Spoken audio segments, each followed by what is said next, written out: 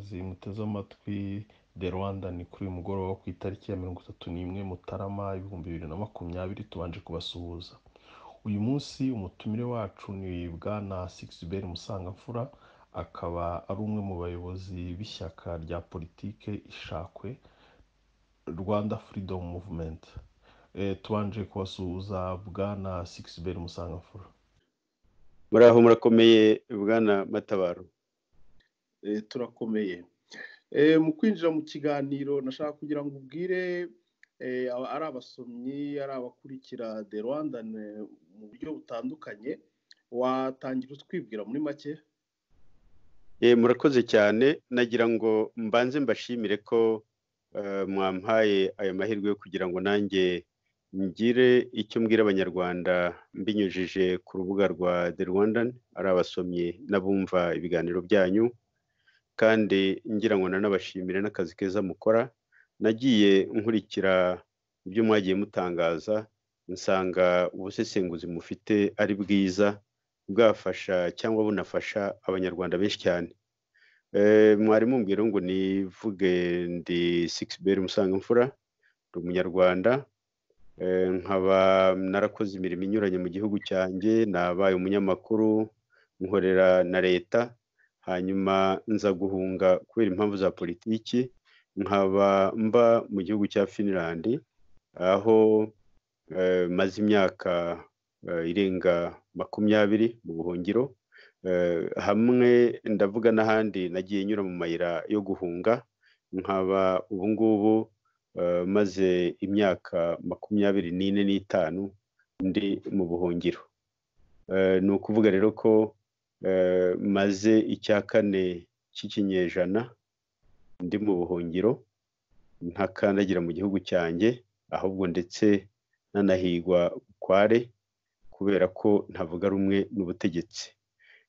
Ndi umunyamabanga mukuru w'ishyaka Rwanda Freedom Movement ISHAKWE, nkaba naragiye nkora ibiganiro bitandukanye hirya no hino, ku buryo ibitekerezo byanjye abantu bagiye babyumva ku mbuga nagiye mbitangazaho, no mu biganiro nagiye nkorana n'abanyamakuru binyuranye.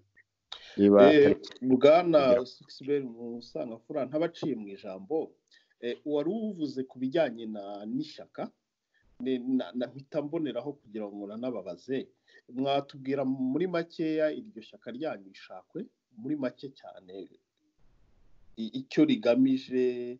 ISHAKWE ni iki, ririmo bande, mbese muri makeya bishoboka? ISHAKWE ni ishyaka twashinze duhuriye hamwe tuvuye mu mashyaka abiri atavuga rumwe na leta y'u Rwanda, amashyaka abiri azwi cyane. Ndavuga twahuye bamwe tuvuye mu ishyaka rya FDI inkingi, abandi duhura bavuye muri RNC ihuriro.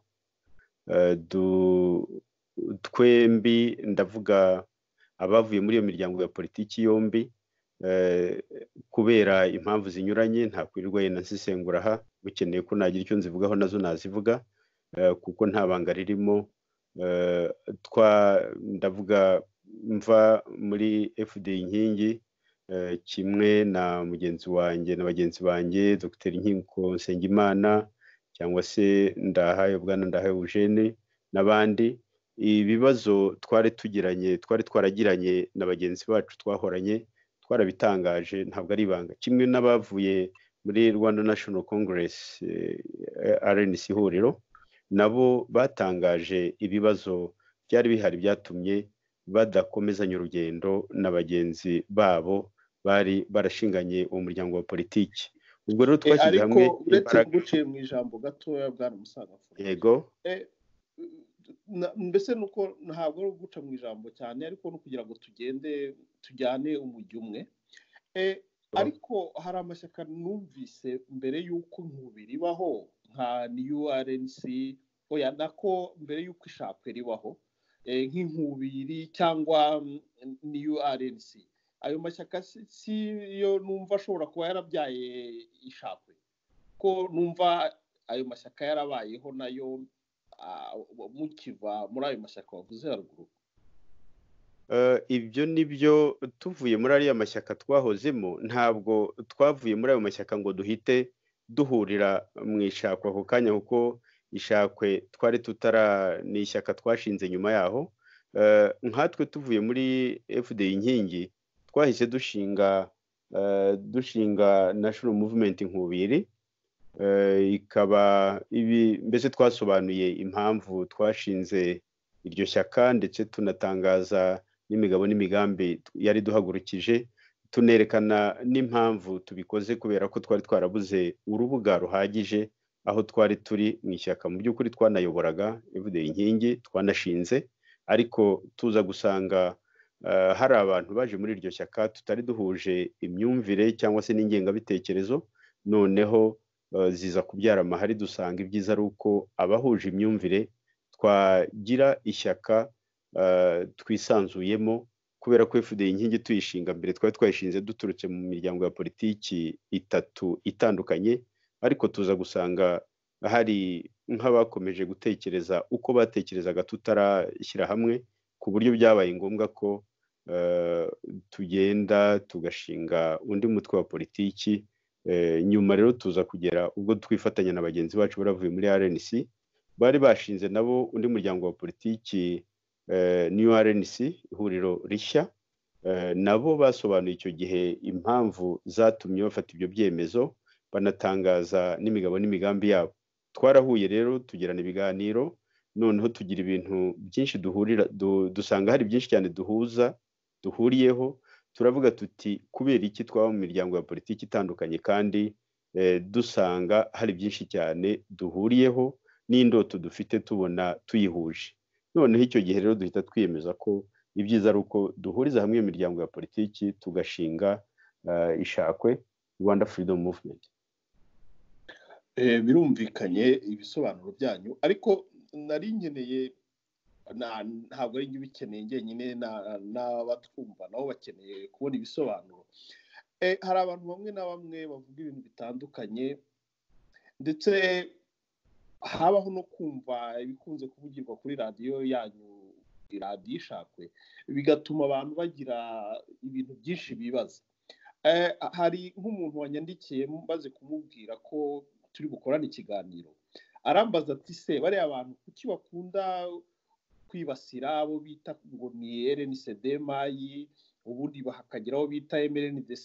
Ese izo mvugo Bwana Musangamfura mubona atari imvugo ziheza zigamije gutera ipfunwe abanyarwanda bamwe na bamwe, ku buryo byabangamira wenda abantu baba bifuza wenda kuba basanga nk'ishyaka ryanyu ngo babe abarwanashyaka nk'abandi?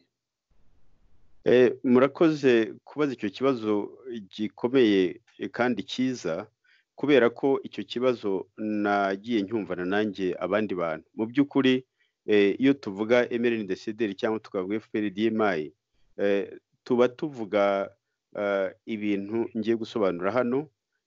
Mu Rwanda tuzi ko amashyaka yahabaye, nta shyaka ryitwaga MRNDD ubwaryo, ahubwo hari MRND hakaba na CDR. None ariko hakaba hari imitekerereze mizi.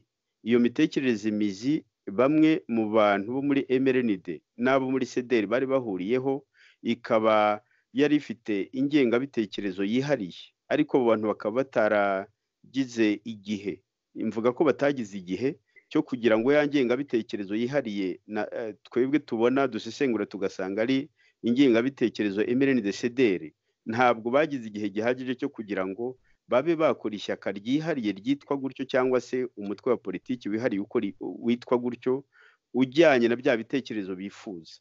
Naganiye n'abantu benshi cyane bari muri MRND imaze kuvugururwa, ugasanga abantu mwaganira ku bibazo byari mu gihugu. Icyo gihe nari mu Rwanda, nari umunyamakuru.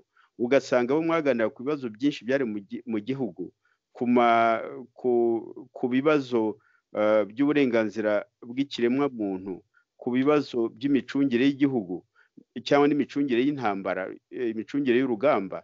Ukabaza abantu ugasanga bari mu ishyaka rimwe, ariko imyumvire yabo iratandukanye. Bo bakavuga bati biriya ntituzi naho bikorerwa, biriya ntitunabizi. Noneho ukumva n'amadisikuru yavugwaga n'abantu bamwe na bamwe bo muri MRND, ugasanga hari abandi utese rya shyaka ryanyu ni ibingibi mutekereza, akakurahira akavuga ati ntabwo biriya ntabwo ari byo jye nemera, twebwe MRNDD twemera ni ya yindi yanditse, mbese ya yindi ifite imigabo n'imigambi yatangajwe.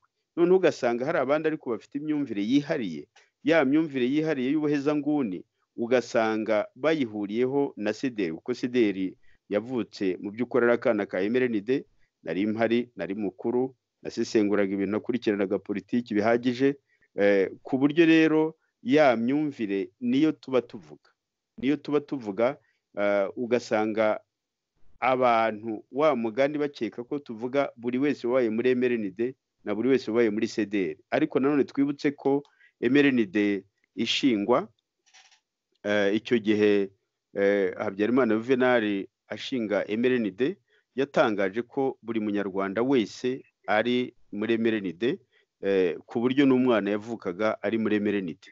Ni ukuvuga rero ko byageze igihe iyo MRNDD iravugururwa, ni mu gihe amashyaka menshi, ni mu gihe mbese itegeko nshinga ry'u Rwanda ryari ryemeye ko amashyaka menshi ashobora kongera gukorera mu gihugu. Noneho MRNDD ivuguruwe, ubwo nibwo byahindutse, ntibyaba itegeko mu gihugu ko abantu bose bavukira muri MRNDD bagapfira muri MRNDD.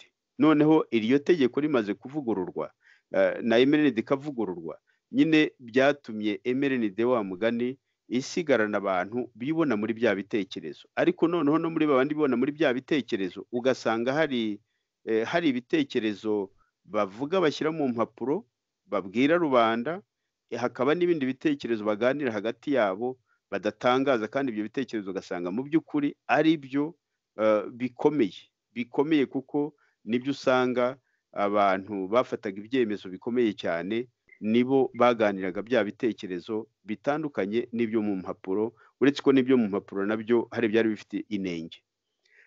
Hanyuma rero iyo tuvuga MRNDD CDR, tuvuga abantu bahuriye kuri ya mitekerereze, kuri bwa buhezanguni, nibo tuvuga. MRNDD nako FPR-DMI tuvuga ka gatsiko, kuko FPR nayo ijyaho yahuje abantu benshi cyane, hari abari impunzi, hari n'abandi bari mu gihugu bagiye bayijyamo mu buryo bwa rwihishwa, ariko nyuma baza kuyijyamo ku mugaragaro.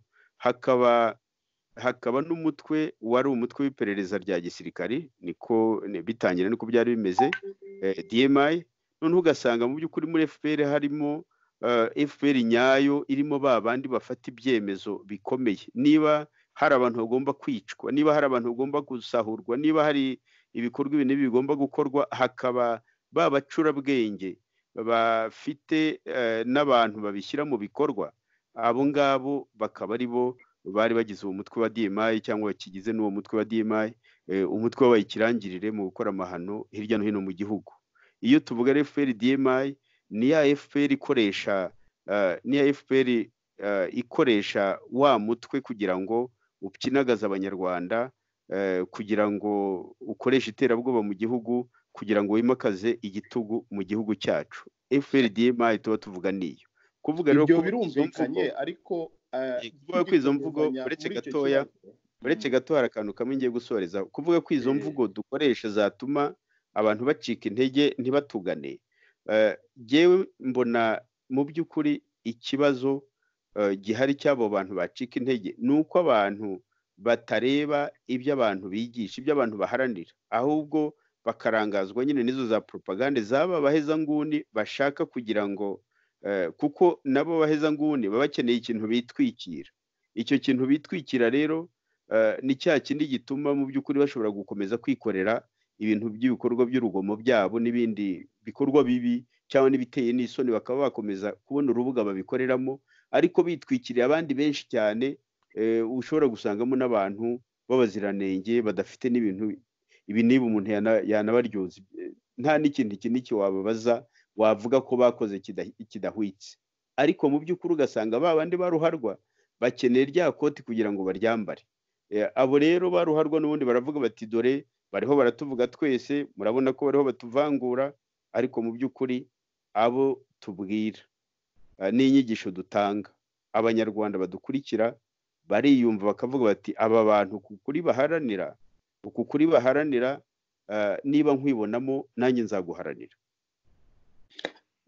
Ibyo birumvikana. Nashaka kugira ngo nkomeze ikibazo cyanjye, ntabwo nari ngiye kuvuga nti urankunda sinoga, ariko nashaka kugira ngo nsubize mbese nkubaze ikibazo nanone ariko kijya kumera nk'icyo ngicyo, kuko hari abantu benshi bavuga bati bari abantu bata umwanya munini cyane bavuga kuri Gen Kayumba Nyamwasa, cyangwa bagata umwanya munini cyane bavuga ku bantu bo muri MRNDD, kandi uwo mwanya bakawukoresheje bavuga imigabo n'imigambi cyangwa batanga ibitekerezo byafasha abanyarwanda kwiyubaka, ariko ugasanga bari gutinda ku bantu ari Gen Kayumba, ari abo muri MRNDD. Muri bo nta n'umwe ufite ubutegetsi mu Rwanda, nta n'ubwo ari nabo bakandamije abanyarwanda.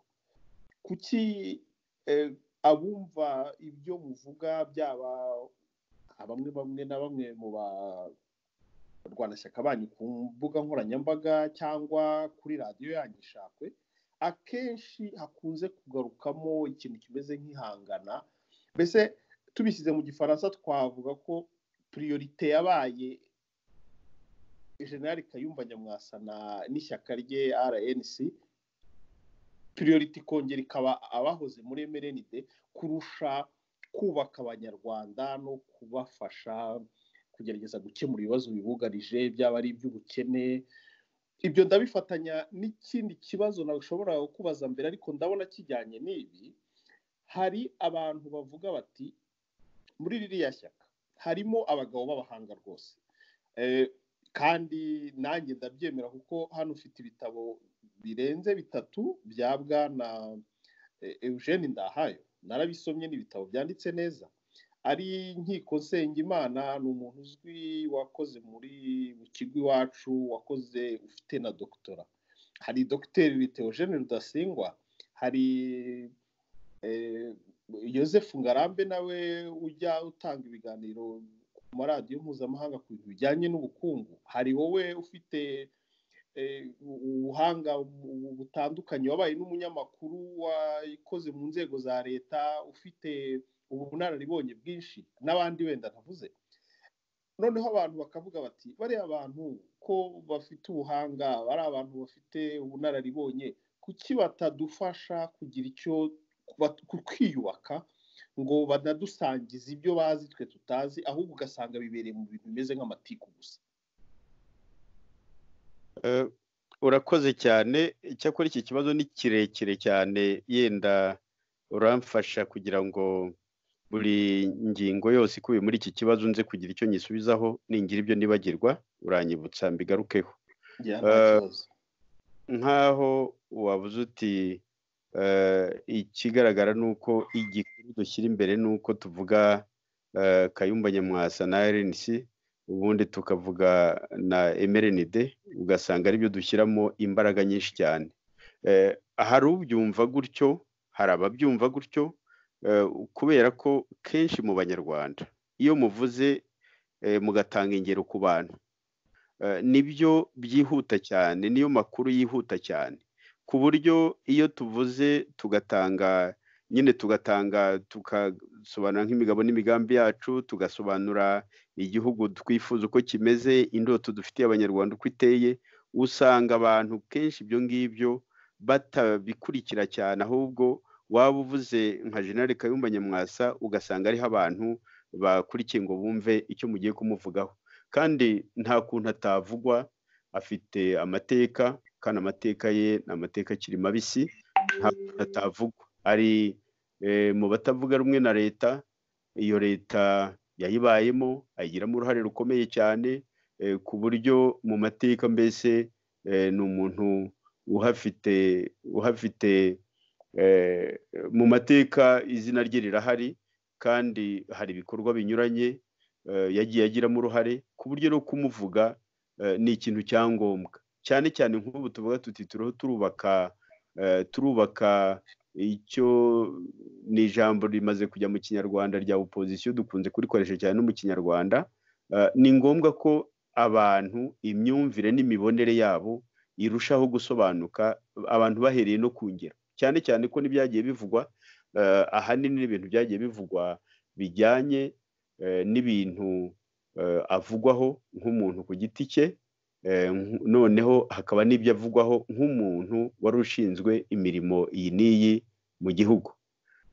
Hanyuma ibyo kuvuga abantu bo muri MRND, cyane cyane twe tuvuga aba MRND-CDR, nabyo ubwabyo kubivuga ntabwo mbibonamo inenge, kubera yuko MRND yagize uruhare mu mateka ya vuba y'igihugu cyacu, ku buryo MRND mu by'ukuri niyo yaherekeje abahutu bakoze revolution muri 59, bakora revolution, bakora ingoma ya cyami, baca uburetwa, ubuhake n'ibindi. Ubwo ibyo n'ibyatangajwe icyo gihe. Hanyuma hajyaho repubulika ya mbere yowe na Gen Kayumba, Habyarimana aza kumukorera kudeta muri 73, ndetse yica na benshi aramwica, yica na benshi mu byegera bye, ashyiraho MRND. Iyo MRND rero mu by'ukuri niyo yabaye indunduro y'iyo revolution yari yakozwe muri 59. Nta kuntu MRND itavugwa kuri urwo ruhare yagize muri ayo mateka, nta kuntu itavugwa. Ikindi noneho ubutegetsi bwa MRND bwarangiriye muri jenoside yakorewe abatutsi, nta kuntu nanone itavugwa muri ibyo bintu, cyane cyane ko ariyo yari ifite ubutegetsi kugeza icyo gihe. Kuba rero tubivuga ni ingero zikomeye cyane, zigaragaza mu by'ukuri ukuntu, cyane cyane nko kuri bya MRND, ikintu kigaragaza ko politiki idakozwe neza, ko politiki mbi ishobora koreka igihugu, ishobora gutuma imvu y'amaraso itemba mu gihugu. Kandi none n'ibiramambu ugasanga na bamwe mu bari muri ibyo ngibyo banavuga ati si jyewe, ku buryo wakurikira ukareba utese niba atari wowe, niba atari uriya, ibi byabaye, aya maraso yatembye mu gihugu cyose yamenwe nande. Ibyo ari byo byose ikigaragara nuko MRND uko tuvuga cyane cyane politiki mbi yayo yatumye igihugu kimera uko cyabaye, kuva yafata leta muri 73 kugeza ivaho mu gihe cya jenoside yakorewe abatutsi. Twagize n'ibiganiro twagiye dukora, twavuze no kuri Parimehutu, kuri MDR Parimehutu nayo twayikozeho ibiganiro byinshi rwose. Ariko abantu icyo bakunda gutindaho ni icyo cya MRND na FRDMI. Aho ngaho ari cyo dushaka kwerekana, kandi tuzakomeza kwerekana, ni uko imikorere ya FRDMI n'imikorere ya MRND-CDR, nubwo FRDMI ifite intambwe ndende mu bwicanyi, ikaba ifite n'ingengabitekerezo zihanitse muri ubwo buryo bw'ubwicanyi bw'igitugu bwo kwikanyiza mu by'igihugu, MRND-CDR nayo yari ifite umwihariko ihuriyeho na FRDMI, umwihariko w'ivangura, umwihariko wo gucunga ibya rubanda mu buryo butanoze, mu buryo abantu bagiye banegura cyane, n'umwihariko wo gukorera mu tuzu. Ubwo butegetsi bw'akazu rero kenshi iyo tuvuga MRND-CDR tukavuga na FRDMI, cyane cyane tuba tuza kuri icyo kibazo cy'ubutegetsi bw'udutsiko. Kandi ubutegetsi bw'udutsiko mu Rwanda, ubwo butegetsi nibwo buri ku isonga mu byateje imiborogo n'amarira mu Banyarwanda. Gukorera mu dutsiko, kugira ubutegetsi bw'udutsiko, ibyo ni ikibazo gikomeye cyane mu gihugu cyacu. Niyo mpamvu rero aho twashyira imbaraga nyinshi tukiri kuri iyo ngingo nta nguciye mu ijambo, no kugira ngo nongeremo akantu wenda kugira ngo gasubirize rimwe. Hano hari umuntu nandikiye, wenda sindi buguhe izina rye kuko byari mu rwego rwo kugira ngo ngerageze kumva ibitekerezo bitandukanye by'abantu, ukuntu batekereza ishyaka ryanyu, kugira ngo nshobore kukubaza neza. Hari umuntu nabajije, ndamubaza nti ririya shyaka uritekerezaho iki? Yansubije mu magambo y'igifaransa agira ati ces gens-là ce sont des gens banyahinduga assoiffés de vengeance. Iryo ni ijambo nandikiwe n'umuntu, wenda simubabwira, ariko icyo kintu wadusobanurira wenda niba byaba ari ukuri cyangwa atari ukuri, kugira ngo byibura wenda nabisubiza nabishyura mu kinyarwanda kugira ngo batumve igifaransa babyumve. Umuntu namubajije icyo atekereza ku ishyaka ryanyu, arambwira ati ni agatsiko k'abanyenduga bashyize imbere kwihorera. Ibyo byavuzwe n'umuntu ukuze ufite nk'imyaka igera kuri 70 wabaye mu butegetsi bwo kwa Habyarimana. Uwo wamusubiza iki? Ibyo yavuze icyo namusubiza cya mbere ni uko mu by'ukuri urakoze no gusobanura yuko ari umuntu uri muri iyo myaka, akaba yarabaye no muri ubutegetsi bwa Habyarimana, akaba anavuga ibintu muri ubwo buryo. Icyo gihe mbona cya mbere ni uko uwo muntu ni urugero rwiza rwa bya bindi navugaga bya MRNDD, nk'uko kuntu mu bantu ahita avuga ati aba ni abanyenduga, akaba afite inguni bose abashyizemo. Uwo muntu mu by'ukuri icyo ni kimwe mu bimuranga. Ukuri kwe ni uko nguko, afite uko abona abanyarwanda, akagira inguni agenda ashyiramo bamwe n'inguni ashyiramo abandi. Ikindi cya kabiri ati ni abantu bafite inyota yo kwihorera, ubwo ndakeka ko avuga yenda kwihorera kuri Habyarimana. Ariko mu by'ukuri icyo atazirikana nuko twebwe abantu bagize ishakwe, icya mbere ntabwo twese dukomoka ahitwaga mu Nduga mu Rwanda, cyangwa se aho bita mu Nduga ngari, twese ntabwo ariho dukomoka. Icya kabiri kuvuga ngo dufite inyota yo kwihorera, ubwo no kwihorera ku byo Habyarimana yakoze, nabyo ntabwo ari ukuri, kubera ko Habyarimana ibyo yakoze ntabwo abari mu ishakwe ari bo bireba bonyine. Ntabwo twebwe nta nubwo dufitanye amasano, ndavuga nk'abantu ku giti cyacu, harimo yenda nk'umwe ugomba kuba ari umwe, umubyeyi we yarishwe na Habyarimana nyuma ya kudeta, ariko abandi nta sano dufitanye n'abantu bishwe. Isano gusa twe tubona ni uko yafashe ubutegetsi ku ngufu, yica n'abantu. Iki rero ni ikibazo. Kumva abantu batubona gutyo ni uko duharanira yuko uko kuri kujya ahagaragara. Abadashaka ko uko kuri kugaragara baravuga bati uzana biriya arazana ibintu byo guhora, arazana ibintu byo gucamo ibice abahutu. Baranabivuga, natwe barabitubwira rwose. Kimwe nuko iyo tuvuga tuti turaharanira ukuri no ku bwicanyi bwakozwe na FPR na jenoside yakoreye abanyarwanda bo mu bwoko bw'abahutu, nabyo hari abandi nabyo babituziza bavuga ati ibyo ntabwo ari byo. Dutangira kubivuga, nzi ko abanyarwanda bari no muri opposition, bari no muri aya mashyaka atavuga rumwe na leta ya FPR Inkotanyi, baravuze bati igihe ntikiragira ngo biriya abantu babivuge. Ntabwo twabivuga tutari Loni ni igomba kuzemeza ko habaye jenoside yakorewe abanyarwanda bo mu bwoko bw'abahutu. Ariko umwaka umwe nyuma yaho, imyaka 2 nyuma yaho tubitangire tukabitangaza, tugakorana za conference tubisobanura, urabona ko benshi icyo kintu basigaye bacyemera, ndetse hari n'abagiye banakora n'amatangazo ku mugaragaro ko bazaharanira ko iyo jenoside nayo yemerwa nka jenoside yakorewe abanyarwanda bo mu bwoko bw'abatutsi. Birumvikana rero ko iteka twebwe tuvuga tuti ahangaho ukuri ni kugaragare. Ni nk'uko uzana urumuri ahantu hari umwijima, iyo urumuri ruje nyine umwijima wigirayo. Niho rero nk'abo bantu usanga hari abavuga bati kariya ni agatsiko k'abanyenduga kagamije guhora, cyangwa kariho gashakisha ukuntu kahora kubera bene wabo bishwe n'ingoma ya Habyarimana. Naho twebwe icyo tuvuga ku byerekeranye n'abantu bishwe, icyo tuvuga duharanira ni ukuri n'ubutabera. Twashyigikiye komisiyo y'ubumwe, komisiyo yo kuvugisha ukuri ku byabaye mu Rwanda, ibyo twita Rwanda Truth Commission.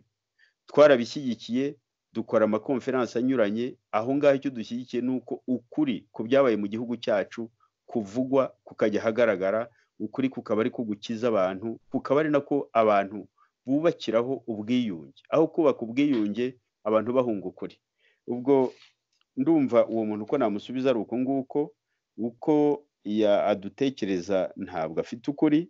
Ikindi kigaragara nuko nawe afite ikibazo gikomeye cyane cyo kugira ngo ahita abona abantu abashyira mu gatebo kamwe, atabana abanyenduga, noneho yenda baba ari abanyenduga yita ko bafite inyota yo guhora, ariko agahita afata abantu akabashyira muri ako gatebo. Ntabwo ari umuntu waba icyitegererezo, ariko nkaba mpamya ko musubije ku bibazo yibazaga. Hari ibindi rero wambajije nanone nagira ngo ngereho, aho bavuga ko ngo ikibazo ngo dukunda kuvuga cyane ibya RNC cyangwa Gen Kayumba n'ibya MRNDD, wari wakivuzeho. hari aho bavuga ko tubivuga cyane kuruta kubaka abanyarwanda no kubafasha. Mu by'ukuri nk'abantu bo muri opposition, yenda kanyuma navugaho aha ngaha, abantu barangajwe cyane na politiki yavugaga ngo tugiye gukora urugamba, tugiye kurwana. Noneho ugasanga abantu amaso yabo, kuko baravugaga abantu barahangayitse, barababaye, abantu bataye igihugu cyabo, abantu bari mu buhunzi, abantu barakurikira amakuru yo mu gihugu ko abanyarwanda ariho bacurwa bufuni na buhoro, abantu barareba ibibazo biri mu gihugu uko bimeze by'agatereranzamba, bakavuga bati ibi bintu bizavaho bite? Ese ibi bintu bizakosorwa n'aya matangazo niyo azatuma ingoma y'igitugu yuna muri cumu? Bakavuga bati ni ngombwa ko abantu bafata intwaro bakajya kuyirwanya bakayikuraho, nk'uko nayo yafashe ubutegetsi. Twe rero uko dusobanura ibintu dusanga harimo ikintu cy'umuvuduko udasanzwe. Umuvuduko niwo turwanya, kugira ngo abantu bababwire bati nimuhaguruke tujye ku rugamba, aho kugira ngo abantu batekereze banarebe ese ubundi abanyarwanda bararwanira iki, kubera iki n'iyo ntambara ya FPR inkotanyi yabayeho, kubera iki abanyarwanda bagiye bagira ibibazo imyaka n'imyaka, bikagera ubwo bamwe bavuga bati tugiye gufata ibirwanisho twica abandi banyarwanda, tumena amaraso y'abandi banyarwanda. Twe turavuga tuti mbere yo kugira ngo abantu bajye mu bintu ibyo ari byo byose, yenda naho nari kuza kuhagera no mu mikorere yacu icyo kintu kirimo, mbere yo kugira ngo abantu bajye mu bintu ibyo ari byo byose, nibabanze basesengure, basubize amaso inyuma, barebe icyashenye sosiyete y'abanyarwanda, barebe icyagejeje abanyarwanda aho umunyarwanda yica undi, akica n'abana kariya kageni. Twe tukavuga tuti aho ngaho reka tubanze tuhasesengure, dushaka ibisubizo byaho, noneho duharanire rwa Rwanda ruzunga abanyarwanda, buri wese akarwibonamo, buri wese akumva afite umutekano, adafite impungenge ko hari uza kumuca ijosi kubera ko ari umuhutu cyangwa ari umututsi, adafite impungenge ko undi munyarwanda aza kumuhekura cyangwa no kumukorera ibyamfurame. Twe rero tugasanga abantu imvugo yo kuvuga ngo tujye ku rugamba ni imvugo yo kurangaza abantu, aho kugira ngo batekereze mu by'ukuri, barebe ibibazo bafite byanatumye n'abanyarwanda banahunga cyangwa bakanicana uburyo bicaye. Noneho ugasanga niyo bagenda bakajya kuri urwo rugamba bakanarutsinda, ariko bataraganiriye ku mpamvu nyazo zashenye sosiyete y'abanyarwanda, bakongera nanone bagatuma habaho izindi mpunzi, ibibazo bigakomeza n'ibitugu bigakomeza, ugasanga abantu bongeye gusubira hahandi bari cyangwa bakajya n'ahabi kuharuta. Niyo mpamvu rero twe tuvuga tuti MRNDD na FPR bombi imyumvire twagiye tubabonana n'ubu tukibabonana, ni imyumvire niyo myumvire nyine yo kubuza abantu gutekereza ku mpamvu mizi zatumye abanyarwanda basubiranamo bakicana kariya kageni, impamvu zatumye amaraso angana kuriya ameneka mu gihugu, n'ubu ngubu akaba akimeneka mu gihugu. Niyo mpamvu aho hantu tuhatinda. Hari ahandi wavuze uti mu ishyaka ryacu hagaragaramo abantu bafite ubuhanga, hari abanditse ibitabo, hari n'abandi bafite amateka aya n'aya agaragaza ko hari abantu bafite ubusesenguzi bwari bukwiye gufasha igihugu. Ariko ngo kuva twashinga ishyaka abantu bakaba batabona ko ibyo bintu bihari. Mu by'ukuri ishyaka turishinga tukiyemeza yuko tugiye guharanira ukuri mu banyarwanda, n'uwo muco wo kubwizanya ukuri, n'uwo muco wo gusesengura ibintu tutabiciye ku mpande. Dutangira icyo kintu twaravuga tuti ngiyi fondasiyo nyayo, ku buryo kuyubaka tukayikomeza ari byo bizatuma habaho umusingi ukomeye. Icyo tuzubaka hejuru y'uwo musingi kikazaba gikomeye, gifite imizi miremire ifite ahifashe hakomeye. Noneho dusanga nanone icyo gihe abantu benshi kubera akababaro k'ubuhunzi, kubera n'aya makuru mabi bagenda babona aturuka mu gihugu, kubera ibyo babona bikorerwa abanyarwanda mu gihugu, kubera agahinda n'akababaro, abantu bakaba bavuga bati dukwiye kugira icyo dukora kugira ngo duce kiriya gitugu na ruriya rugomo mu gihugu cyacu. Abantu bakumva hagomba kugira igikorwa cyihutiwe, shisha itabona, kugira ngo bagende barandure ibyo bintu. Noneho bakibagirwa yuko ntibashobora, nta ntambara idashingiye kuri politiki ishobora gufata ngo izaza n'umusaruro. Aho ngaho wenda nkurogoye gato, ubwo wakwizeza abanyarwanda ko hari umuti muri kuvuguta mwitonze udahutiyeho mwazashyikiriza abanyarwanda mu minsi ya vuba?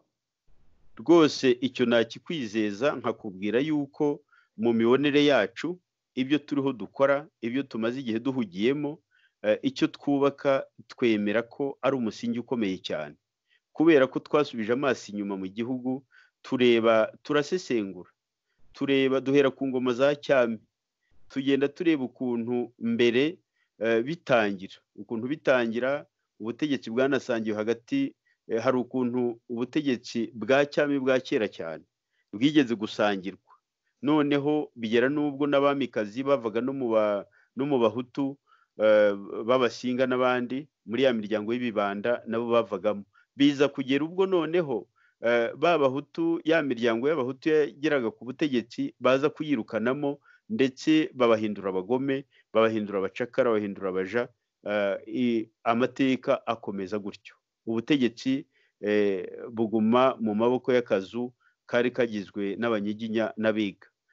Twarasesenguye tugera kuri za rucunshu, ukuntu habaye jenoside yakorewe abantu b'abanyiginya bo mu miryango y'abanyiginya, ariko iyo jenoside ikaba itarigeze ivugwa, ikaba itarigeze yitabwaho. Ubwo ndavuga mu gihe cya rucunshu no mu myaka yakurikiye rucunshu, ukuntu abanyiginya bagaragara bahigishijwe uruhindu, baricwa, abandi ababishoboye barahunga bajya hanze y'igihugu, abandi hasigara abashobora gukorana n'abari bamaze kumena amaraso nyine ku rucunshu. Twarasesenguye tugeza ku gihe cya revolisiyo muri 59, dusesengura iby'ingoma ya Repubulika ya mbere, ingoma ya MDR Parmehutu, dusesengura ibya MRNDD, dusesengura ndetse n'iyo mitekerereze ya MRNDD, dusesengura n'ibya FPR inkotanyi by'ubu ngubu. Dusanga hari imico mibi cyane yabaye akarande mu banyarwanda, ituma mu by'ukuri abanyarwanda kugira ngo bazagira amahoro bagomba kunywa umuti ukarishye.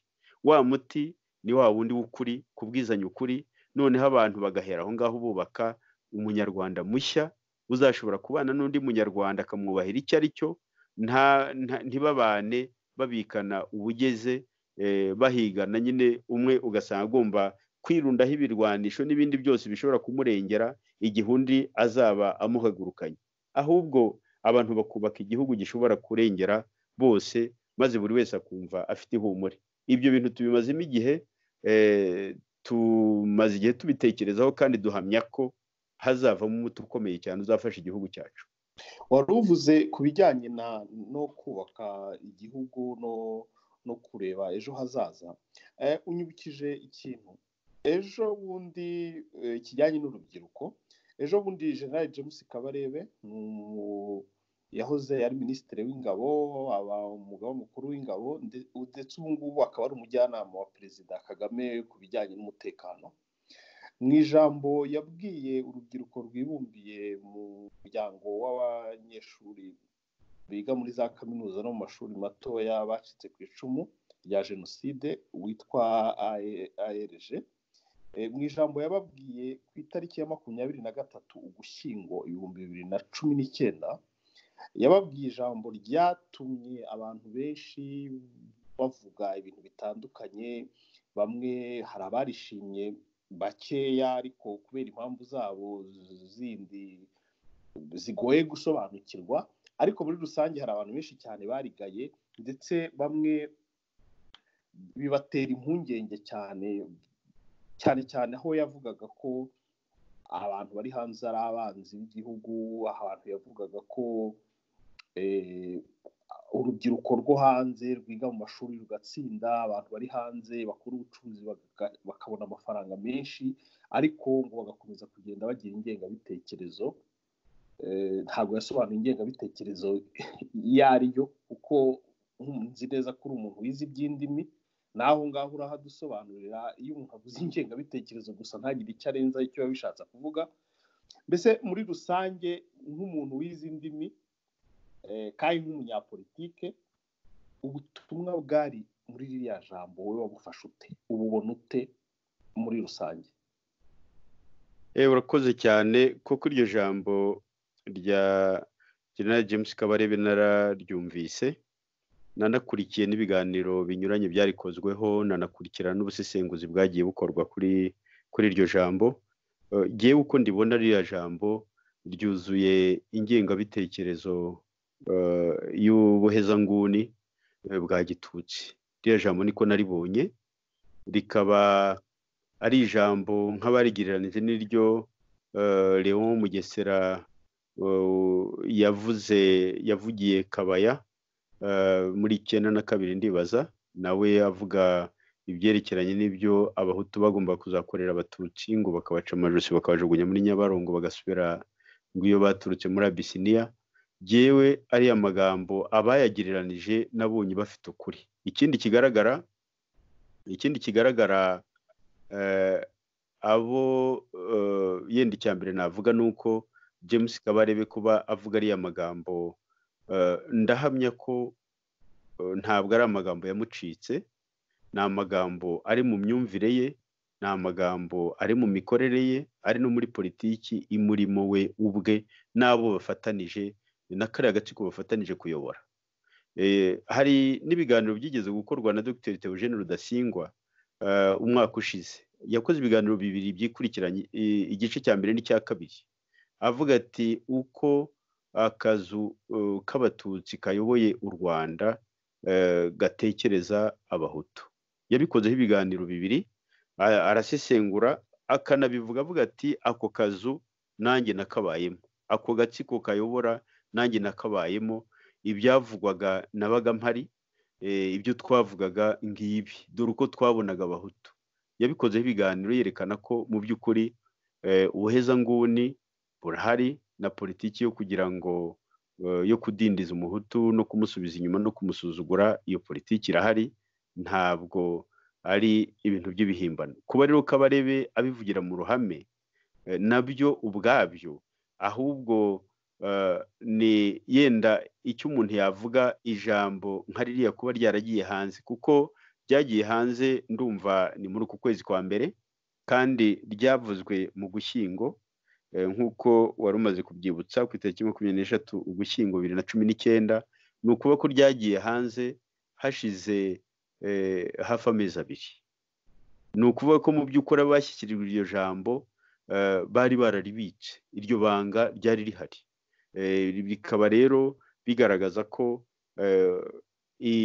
kuba ijambo nk'iryo ryaravuzwe rikanabikwa icyo gihe cyose, ni ukuvuga ko ari mu baryakira no mu bandi bari bahari.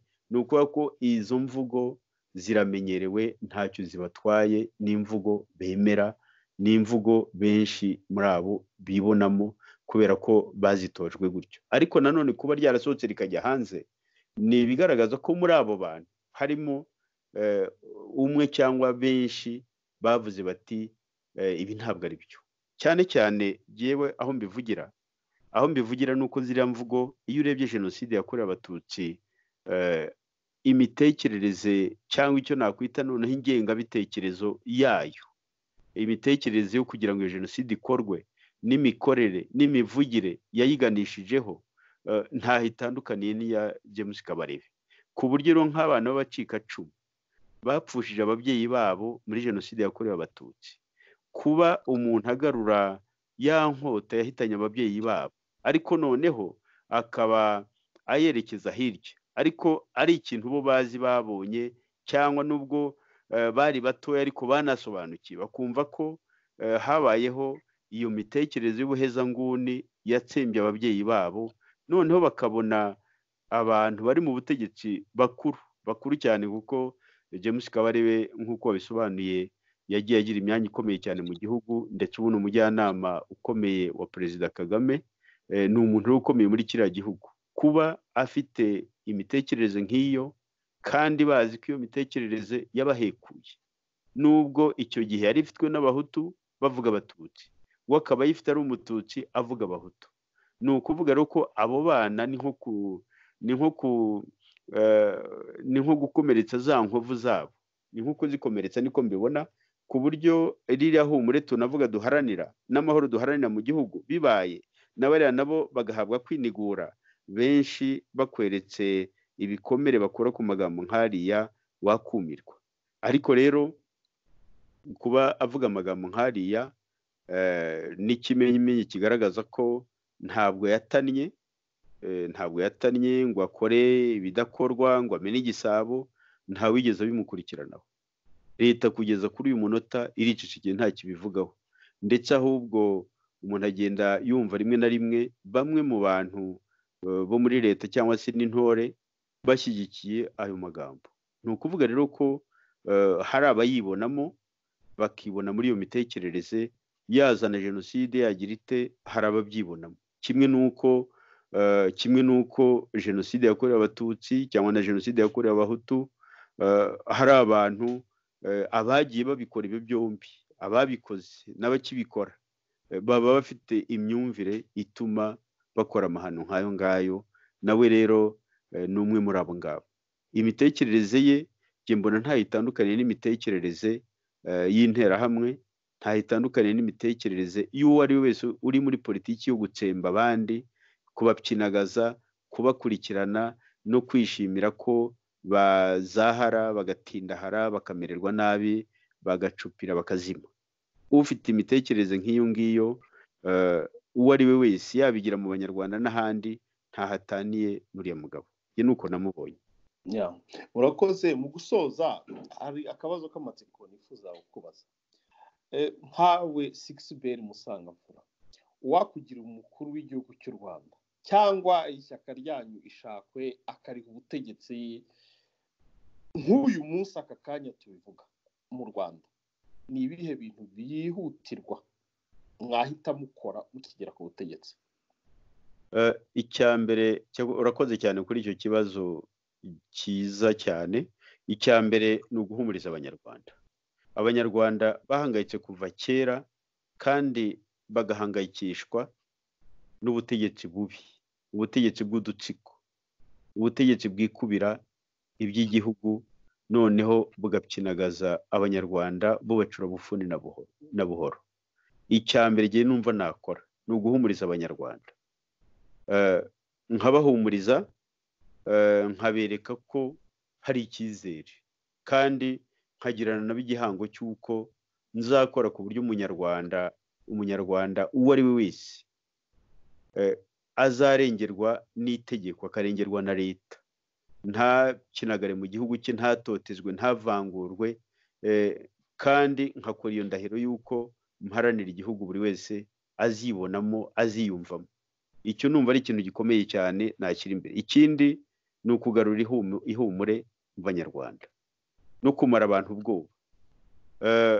Ikindi kintu mbona gikomeye cyane dukeneye mu gihugu cyacu ni nko gukora umuhango wo kwirabura mu gihugu hose, ugasozwa no kweza igihugu, tukagena nk'umusozi cyangwa agasozi. Igihugu cyacu ni igihugu cy'imisozi igihumbi niko tubyita. Muri iyo misozi igihumbi tugafatamo agasozi k'urwibutso rw'amahano yabaye mu gihugu, kakaba agasozi k'amarira, agasozi k'imbabazi, ku buryo rwose twaharanira ko umunyarwanda wese agira uburenganzira bwo kwibuka be, kubaririra, kandi no kubashyingura mu cyubahiro. Noneho tugashaka ubwiyunge mu Banyarwanda, tukaharanira ko Abanyarwanda bongera kubana kivandimwe, ariko bavugishije ukuri ku bibazo bahuye nabyo, ndetse byaba ngombwa, babona ari ngombwa ko habaho ikintu cyo kubabarira abantu bagatangira bundi bushya, nacyo kikaganirwaho, ku buryo mu by'ukuri igihugu cyatangira bundi bushya, umunyarwanda mbese agatunganirwa mu gihugu cye. Nkumva mu gihugu icyo gihe habaho nk'umushinga wo komora, kurema agatima no kugarura ubuyanja bw'abacitse ku icumu bagifite ibikomere. Abacitse ku icumu mvuga abacitse ku icumu rya jenoside yakorewe abatutsi n'abacitse ku icumu rya jenoside yakorewe abahutu, no gukubira mu nyandiko imwe y'igitabo cyirabura. Icyo gitabo kikaba gifite nk'amazina yose y'abakorewe amahano. Icyo gitabo kikaba ari cyo abayobozi bagenwa n'itegeko nshinga barahiriraho, nyine bakarahirira ko nta wundi munyarwanda mu gihe cyose bazaba bayobora igihugu, nta wundi munyarwanda uzongera kwicwa azize ivangura iryo ari ryo ryose, azize ibitekerezo bye, azize mbese icyo ari cyo cyose yaba adahuje n'undi. Abantu bose biyemeza kugira akazi bakorera leta mu buyobozi bukuru bwo hejuru bakarahirira ku gitabo nk'icyo ngicyo kikubiyemo ya mazina y'abantu bishwe bazira icyo bari cyo, bazira imitekerereze yabo, ku bantu batotejwe bazira mbese ibitekerezo n'ibindi. Hakaba gushyingura mu cyubahiro amagufa y'abazize jenoside ari muri ziriya nzibutso, no gufasha ababuze ababo mu mahano yo muri za 1990 kugeza mu 2000 gushakisha aho baba barajugunywe, maze aho bishoboka bagashyingurwa iwabo. Hakabaho n'ikigega gifasha abapfakazi, imfubyi z'abahutu n'abatutsi babuze ababo muri jenoside zabakorewe. Hari ibitekerezo byinshi cyane twakubiye hamwe twerekana twahita dukora rwose ako kanya. Ntabwo habaye impamvu ituma dufata leta tugafata igihugu, ntabwo twatungurwa. Ibitekerezo twarabyegeranije, ndetse n'iyo mishinga ndibaza ko ari n'igihe cyo kugira ngo tunayitangaze n'abantu babe bayizi, bityo ikibazo nk'iki ngiki ugifite abe yabona igisubizo cyacyo bitagombye mbese ibisobanuro byinshi cyane. Rwose igisubizo utanze ni cyiza, ariko reka nongere kugarura mu kibazo gatoya. Ntabwo nigeze numvamo ikintu kijyanye n'imibereho myiza y'abaturage, nta kintu nigeze numva kijyanye n'ubukungu, kuko kuri izo ngingo ebyiri wenda ahantu muri ino minsi abaturage bari gusenyerwa, abandi bafite ibibazo bitandukanye bijyanye n'imibereho yabo igoranye birimo ubukene, hakaza n'ibibazo bijyanye n'ubukungu, ifaranga rigenda rita agaciro, ubukungu bugenda bugwa hasi, ndetse rimwe na rimwe hakaba nk'ikintu kimeze nk'igihu leta y'u Rwanda ikunze gukoresha cyo kuvuga ko yateje imbere u Rwanda mu bukungu. Ese ibyo bintu mutabyihutiye ntabwo mwakwisanga wenda hari uburyo bifashwe nk'aho mugiye muri bya bibazo nta bibazo bikemuye? Kuko burya iyo umuturage atabayeho neza n'ubukungu bukaba butifashe neza, ahubwo hatangiwe wenda ibyo bijyanye no komora abanyarwanda. Ese ibyo bisigaye inyuma nta ngorane byatera, cyane cyane ko abantu basangira ubusa bitana ibisambo? Urakoze cyane kuri icyo kibazo. Ntabwo mu by'ukuri navuze ingingo zose z'ibintu twahita dukora ako kanya, ariko rero nanone icyo navuze numva ari gikuru, kubera ko imibereho myiza y'abaturage cyangwa ubukungu, ibyo byose bishingira ku mahoro. Umuntu wahahamutse, umuntu udafite umutima mu gitereko, kenshi gahunda izo ari zo zose mwamufasha kugeraho ntabwo zamworohera mutabanje kumugangahura ngo nawe asubize umutima mu gitereko. Abanyarwanda bafite ubwoba bwababayemo karande, bafite mbese ihahamuka rikomeye cyane kandi rijyanye n'ibibazo byaturutse mu butegetsi bubi. Umuntu utabanje kumuhumuriza, ukagira za gahunda zindi uhita umujyanamo, wasanga umusaruro utabaye mwiza, nk'aho umuntu yabanza guhumurizwa noneho akizera ko noneho agiye kubaho koko, kubera ko ikintu kigaragara iyo abantu bafite umutekano mukeya, kenshi no mu mitekerereze bashaka ikintu kibaramira ako kanya, ntibashaka ibintu by'igihe kirekire. Ugasanga abantu, yenda natanga nk'urugero, ndibuka tugihunga, hari nk'aho twagiye tugera, noneho nk'abantu bakavuga bati ariko mwashakishije ukuntu mwabona uturimo, mukareba ukuntu mwakubaka nk'inzu, noneho mukaba mufite nibura akantu kazarengera abana banyu. Icyo gihe bamwe muri twe twaratekereza tutari ko se guhunga, duhunze ubuziraherezo, ntabwo tuzasubira iwacu. Twumvaga tuzasubira iwacu, noneho n'ibikorwa ibi n'ibi iterambere n'ibindi tukaba twabikorera mu gihugu cyacu. Umuntu akumva ari ibintu azakora ari uko yamaze gusubirana igihugu, yasubiranye umutekano. N'abandi rero kugira ngo uhite ujya mu mibereho myiza y'abaturage, birumvikana hari ibyo ugomba kubahiriza, ko umuturage agira n'ikintu kimubeshaho, akavurwa, umwana akiga, akabona icyo arya. Icyo ni ikintu gikomeye cyane, ariko nanone utibagiwe cya kindi cya fondasiyo, wa musingi ukomeye w'uko nanone agomba no gutekana, agakira ihahamuka. Ntusange umuntu ari aho ngaho avuga ati nzapfa nzakira simbizi, nka ka kanyoni kaba karitse ku nzira. Ikibazo cy'ubukungu nacyo kiri muri iyo nzira. Twebwe turavuga tuti ubukungu bw'igihugu ni ikintu cy'ingenzi. Igihugu kugira ngo gitere imbere kigomba no kugira ubukungu bufatika, ariko nanone ubukungu bwubakiye ku muntu, bwubakiye ku muturage. Umuntu rero udatekanye, umuntu wahahamutse, kugira ngo yubake ubukungu bw'igihugu cye n'ubw'urugo rwe ntibimworohera.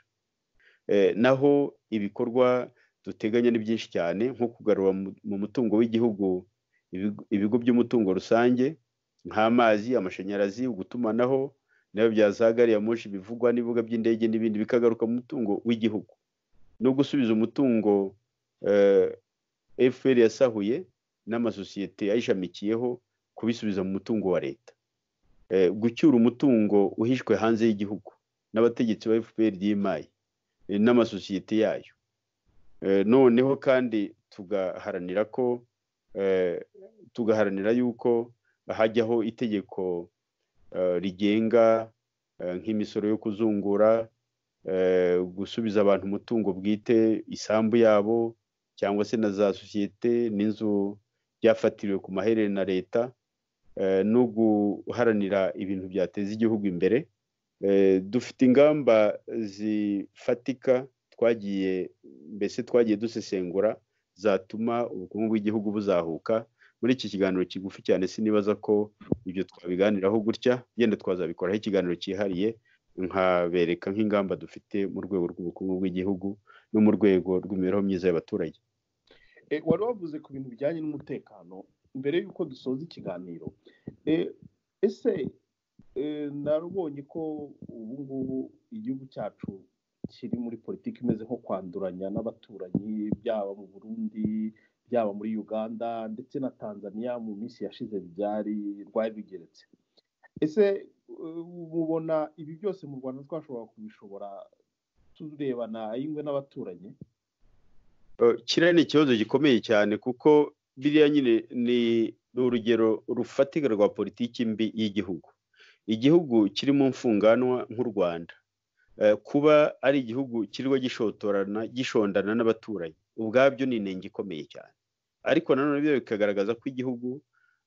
bikagaragaza ko ingoma y'igitugu mu by'ukuri iri mu bihe byayo bya nyuma, kuko igihugu nk'u Rwanda, agahugu kangana kuriya, gafite ubukene tuzi, kwirirwa gahanganye n'abaturanyi, kakirirwa gashakisha ibibunda bya rutura n'ibindi byose ngo kugira ngo kazahashye abaturanyi, ni inenge ikomeye cyane. Reba nk'ubu bira byo gufunga umupaka w'u Rwanda n'Ubugande, n'umupaka w'u Burundi, w'u Rwanda n'Uburundi, byashonjesheje abanyarwanda, bitera ibibazo, bihagarika urujya n'uruza rw'abanyarwanda cyangwa se rw'abaturage bo mu karere kubera iyo politiki mbi. Kiriya ni ikibazo gikomeye cyane. ngasanga rero mu bintu bigomba gutunganywa bwa mbere ndavuga nka leta y'igitugu ivuyeho ni ukongera guharanira ko imibanire y'u Rwanda n'ibihugu duturanye imera neza ikaba nta makemwa. Icyo ni ikintu gikomeye cyane abantu bagomba guharanira. Ikindi yenda nabyo bijyanye n'ikibazo kiri mu gihugu cyacu, biriya by'ingabo usanga n'ingabo, kuko usanga politiki yo mu gihugu ni ukuvuga ni politiki ishingiye ku gisirikare, ni politiki ishingiye ku ngabo, noneho hakaba n'ikintu cy'ubwirasi cyo kuvuga ngo dufite ingabo zikomeye cyane mu karere, dufite ingabo zikomeye cyane, basigaye ndetse banigereranya n'ibihugu bikaze cyane bifite ingabo zikomeye ku isi. Ugasanga icyo ngicyo nicyo kintu gishyirwa imbere n'iriya ngoma y'igitugu, iriya ni inenge ikomeye cyane. Twe rero tubona ingabo, inzego z'umutekano, iza gipolisi, tugomba kubyubaka ku buryo abaturage bose babyibonamo, bikaba ari inzego, zikaba ari inzego mu by'ukuri zibereyeho abaturage, atari inzego zigamije mbese kubabuza kwinyagambura, kubacunga no kubabuza kwinyagambura, kugira ngo uvuze nabi ubutegetsi arare aboshywe apfe cyangwa se ahere muri gereza. Tukubaka mbese ingabo, inzego z'umutekano n'iza gipolisi n'ibindi byose bibereyeho abaturage, aho kugira ngo bibe ari ibintu bitera ubwoba abaturage. Nk'ubu nagiye numva ibiganiro byinshi cyane, nk'abaturage iyo bari ahantu bakabona nk'abasirikari bahaje cyangwa abapolisi bahaje, ubishoboye ariruka akagenda, ariruka, kandi nta kosa yakoze ntaki, ariko kuba bahaje abamenyereye ko iyo baje nta yandi makuru meza baba babazaniye, ko baba baje kubakuramo bamwe bakicwa cyangwa se bakajya gufungwa cyangwa se bakaburirwa irengero. Bwana Sixbert Musangamfura, murakoze kuri kino kiganiro muhaye de Rwandan, turabashimiye cyane. Murakoze. Murakoze cyane kuri uyu mwanya mwagiye. Ndizera ko muzongera mukaduha umwanya ku buryo bitasobanuwe neza cyangwa se ibyo tutagezeho kubera igihe kigufi twazabisobanura mu bindi biganiro. Murakoze.